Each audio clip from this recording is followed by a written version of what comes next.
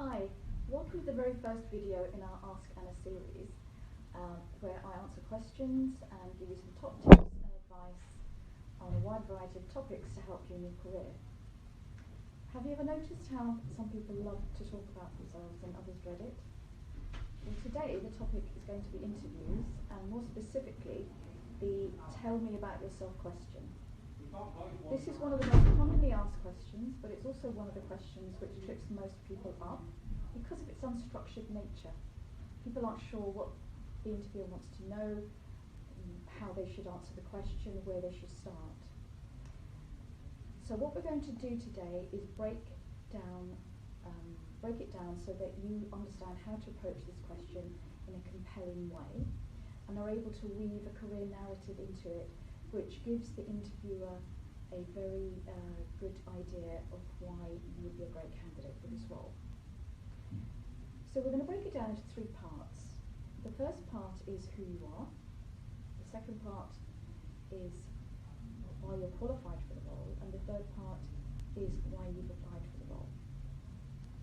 So who you are is not about who you are personally, but who you are professionally and academically. They want a really broad view of why you are a good candidate and a brief overview of your experience to date. So focus on the most recent roles that you've had, and that should carry you through that part of the question quite well. The second part of the question is why you're qualified. And this is where you use mini stories to vividly illustrate skills, expertise, and achievements that show that you're a great candidate and position you well for the role.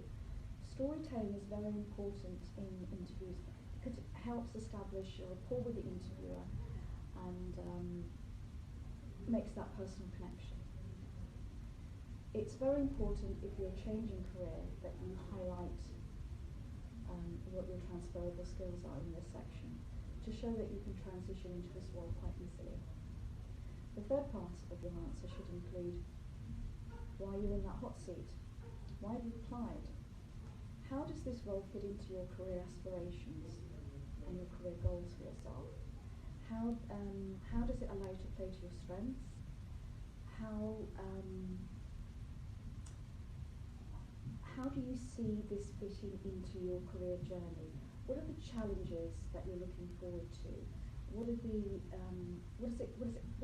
you about this role? So, just to recap, you need to cover who you are professionally, academically. You need to show why you're qualified for the role, and you need to be able to talk about why this role appeals to you.